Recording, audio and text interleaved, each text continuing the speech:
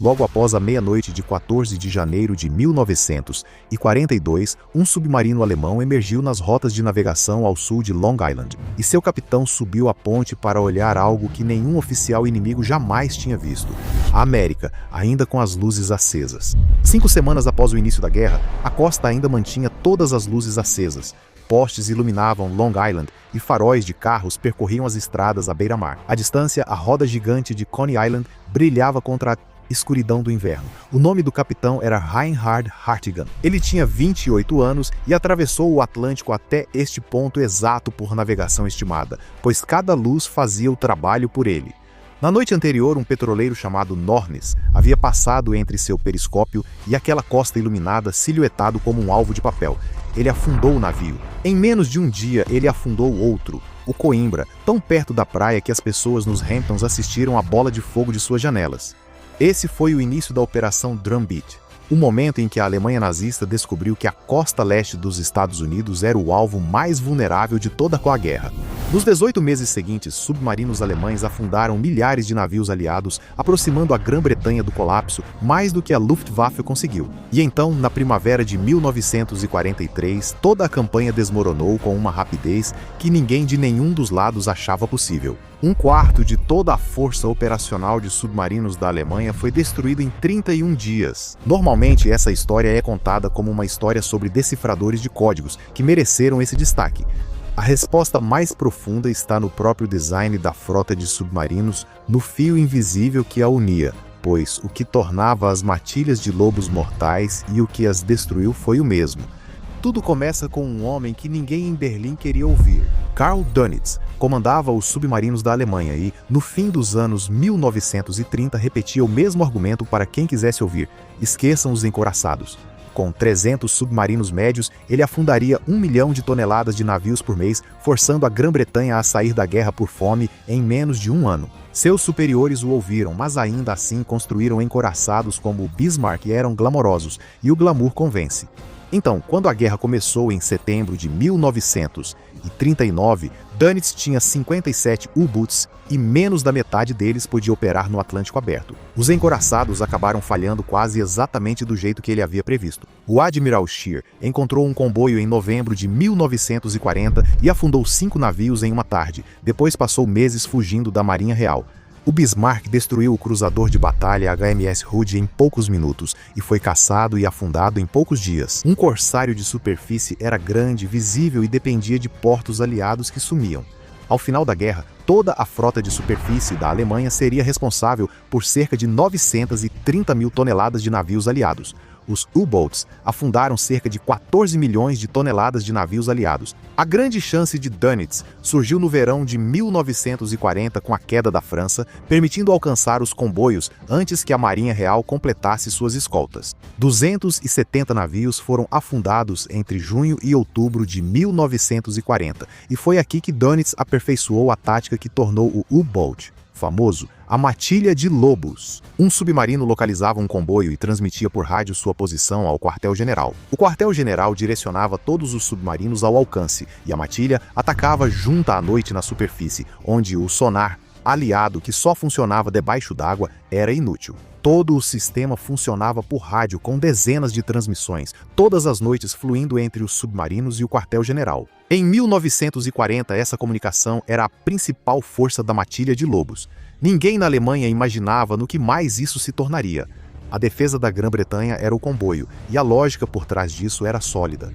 50 navios juntos eram mais fáceis de proteger que 2 grupos de 25, além de mais difíceis de localizar em um oceano que, da ponte baixa de um submarino, parecia infinito. O que faltava à Grã-Bretanha era o equipamento. Faltavam destroyers e nenhuma escolta resolvia a pior lacuna: uma área no meio do oceano, fora do alcance de aviões baseados em terra, onde os submarinos podiam emergir, navegar a 17 nós e caçar sem serem incomodados. Os marinheiros que tinham que atravessar esse trecho o chamavam de Black Pit. Em março de 1941, 3 dos ases mais famosos da Alemanha foram perdidos em 14 dias. Günther Prim, que havia se infiltrado na base naval da Marinha Real e afundado um couraçado em seu ancoradouro, desapareceu durante uma patrulha. Joachim Schepke morreu quando seu submarino foi abalroado.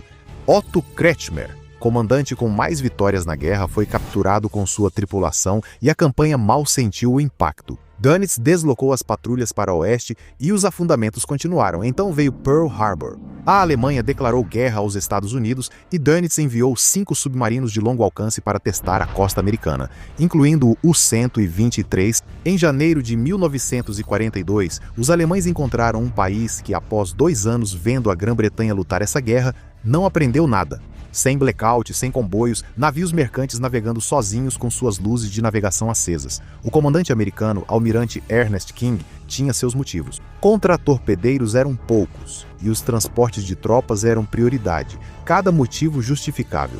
Juntas causaram um massacre. Os primeiros submarinos retornaram em fevereiro sem perdas, e os seguintes transformaram a costa americana em alvo fácil.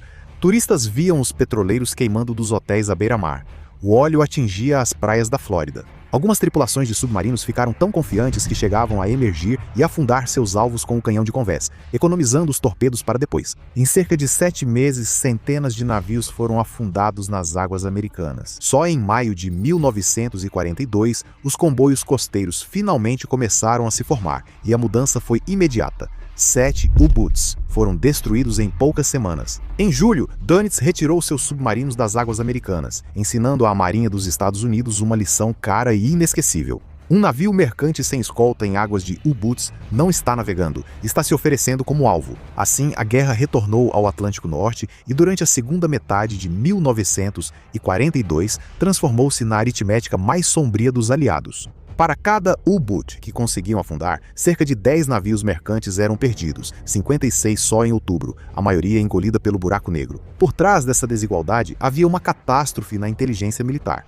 Os decifradores alemães quebraram a cifra naval britânica número 3 e liam cerca de 80% do comunicações do almirantado sobre os comboios. Dönitz muitas vezes conhecia a rota de um comboio antes mesmo que a própria escolta do comboio soubesse. E em fevereiro de 1942, a Marinha Alemã adicionou um 4º rotor às suas máquinas Enigma, deixando os decifradores britânicos de Bletchley Park sem acesso às comunicações dos U-Boots por 10 meses seguidos. Um lado podia ver todo o tabuleiro, o outro estava jogando de olhos vendados. A volta começou com 3 marinheiros e um submarino afundando.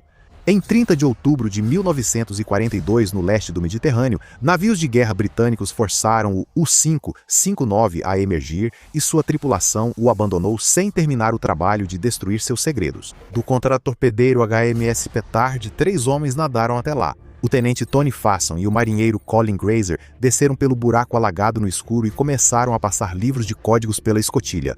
Os documentos foram salvos, os 2 homens não. O barco afundou com eles dentro. Ambos receberam postumamente a Cruz de Jorge, e os documentos pelos quais morreram permitiram que Bletchley Park voltasse a acompanhar o tráfego naval alemão em dezembro, lendo as posições de patrulha dos submarinos mais rápido do que eles conseguiam se deslocar entre elas. A voz da alcateia passou a traí-la, pois as escoltas aliadas usavam radiogoniometria de alta frequência. Os marinheiros chamavam isso de Huff Duff, aparelho que identificava instantaneamente a direção de transmissões de rádio essenciais para o funcionamento de uma alcateia. Quando um U-Boot informava a presença de um comboio, revelava sua posição às escoltas. Dönitz nunca resolveu isso porque não havia solução. Sem o rádio não havia alcateia. Encontrar os submarinos era apenas metade da batalha. Por anos, a principal arma de destruição foi a carga de profundidade lançada da popa, fazendo o atacante perder contato do sonar nos segundos finais do ataque. Exatamente a brecha que um bom capitão de submarino precisava para escapar.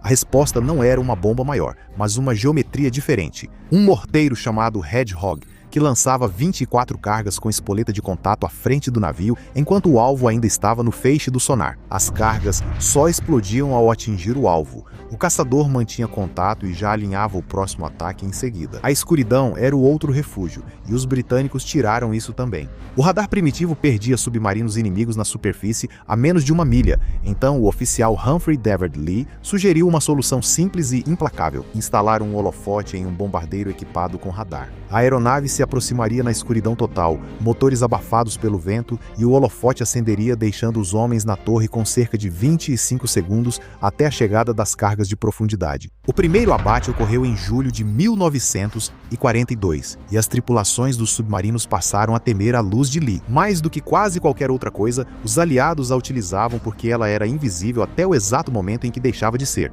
Emergir à noite para recarregar as baterias, uma prática segura por anos, havia se tornado uma maneira de morrer sem aviso. Na primavera de 1943, tudo isso estava convergindo. As mensagens decifradas, o Huff Duff, o Hedgehog, o Lee Light, os novos porta-aviões de escolta e, por fim, navios e aeronaves para usá-los.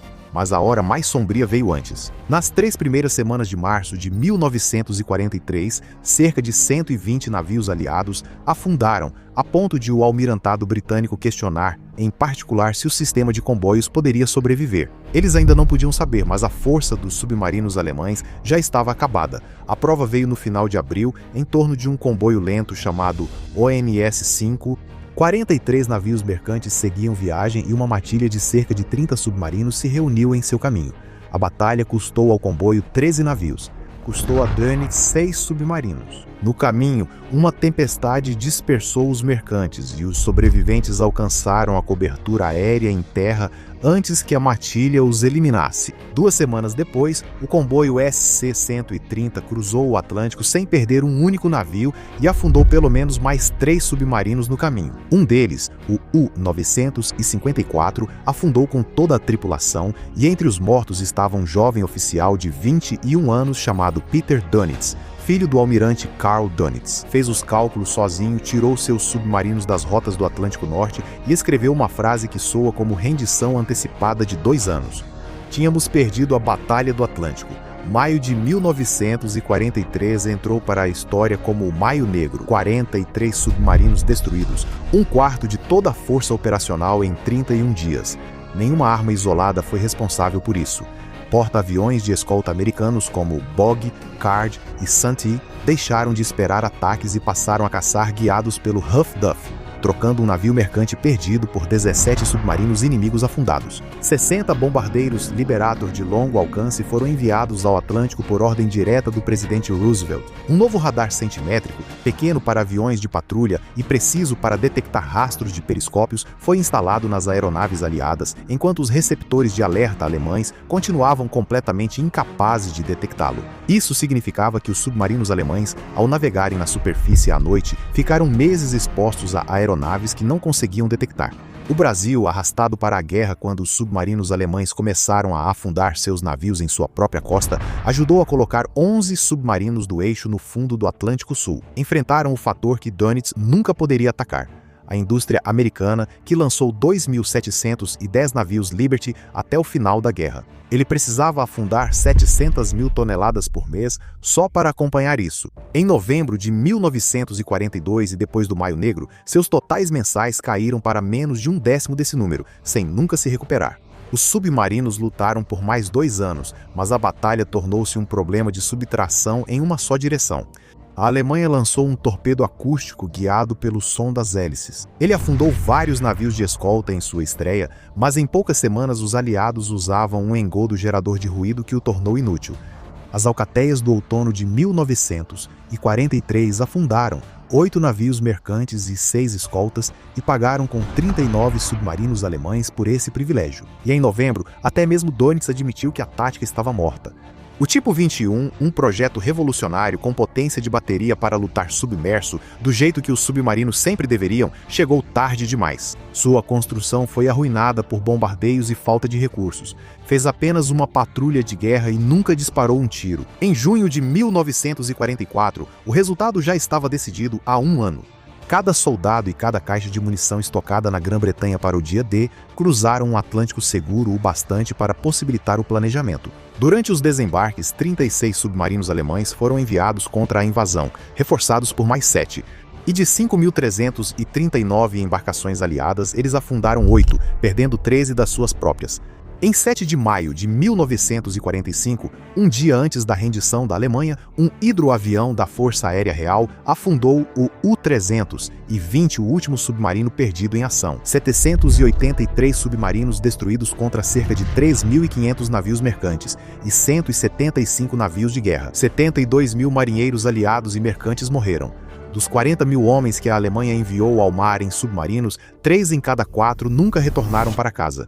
A maior taxa de baixas de qualquer ramo das forças armadas de qualquer lado em toda a guerra. Churchill admitiu depois que o submarino foi a única coisa que realmente o assustou. Mais que a Blitz ou a invasão, esta era a única campanha em que perder faria a Grã-Bretanha passar fome. Isso nunca ocorreu. Mais de 99% de todos os navios que partiram ou chegaram à Grã-Bretanha conseguiram passar, mesmo contra a arma mais mortal que a Alemanha já colocou no mar. Uma força que não podia atacar sem falar, enfrentando um inimigo que aprendeu a ouvir tudo. Dönitz havia prometido que poderia fazer um império passar fome quando ninguém em Berlim estava ouvindo. Ele quase tinha razão. Os aliados passaram 3 anos e meio brutais, garantindo que quase fosse a única palavra que lhe restasse.